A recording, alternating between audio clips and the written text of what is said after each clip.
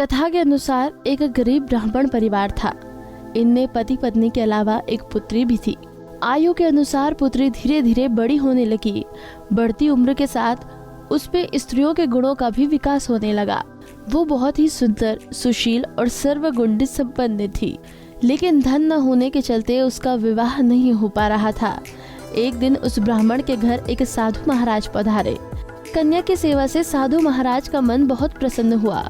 उन्होंने कन्या को लंबी उम्र का आशीर्वाद दिया और कहा कि इस कन्या की हथेली में विवाह का योग नहीं है।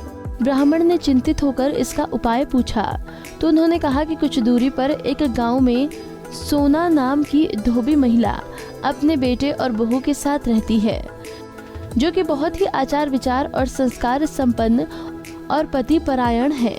यदि ये कन्या उनकी सेवा करे और वो अपनी मांग में सिंदूर लगा ले तो कन्या का वैधव्य योग मिट सकता है। साधु ने ये भी बताया कि महिला कहीं नहीं जाती आती है। इस बात का सुनकर ब्राह्मणी ने अपनी बेटी से धोबिन की सेवा करने की बात कही। कन्या सुबह ही उनके घर का सारा काम करके वापस आ जाती। सोना धोबिन अपनी बहू से पूछती कि तुम तो तड़के ही उठकर सारे काम कर लेती हो और पता भी नहीं चलता। बहू ने कहा कि माँ जी, मैंने तो सोचा कि आप ही सुबह उठकर सारे काम निपटा देती हैं।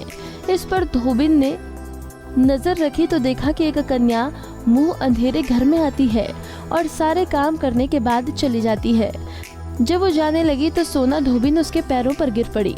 पूछने लगी कि आप कौन हैं और इस तरह छुपकर मेरे घर की चाकरी क्यों करती हैं। तब कन्या ने साधु द्वारा कही गई बात सामने बताई। सोना धोबिन पति परायण थी, उसमें तेज था, वो तैयार हो गई। लेकिन जैसे ही सोना धोबिन ने अपनी मांग का सिंदूर कन्या की मांग में लगाया, उसका पति गुजर गया। इस बारे में जब उसको पता लगा तो वो निराचल ही घर छोड़कर चली गई। रास्ते में उसे पीपल का पेड़ मिला। संयोगवश उस दिन सोमवती अमावस्या भी थी। वहाँ उसने ईंट के टुकड़ों से 108 बार भंवरी देकर 108 बार पीपल के पेड़ की परिक्रमा की और उसके बाद ही जल ग्रहण किया। सोना धोबिन का ऐसा करता देख ही उसके पति में जान आ गई। कहते हैं कि जो भी व्यक्ति इस व्रत को करता है उसे अत्यंत फल की प्राप्ति होती है और लंबे सुहाग का आशीर्वाद मिलता है। मान्यता है कि सोमवती अमावस्या के दिन पीपल के पेड़ को भंवरी दी जाती है। ऐसा करने से सुख सौभाग्य में वृद्धि होती है। तो वहीं सोमवती अमावस्या के दिन खूब दान करना चाहिए। साथ ही सुत से 108 पीपल की परिक्रमा लगानी चाहिए। ऐसा भी कहा जाता है कि जो भी इस व्रत की कथा को सुनता है, उसका गुणगान करता है, उसे व्रत का समान फल मिलता है।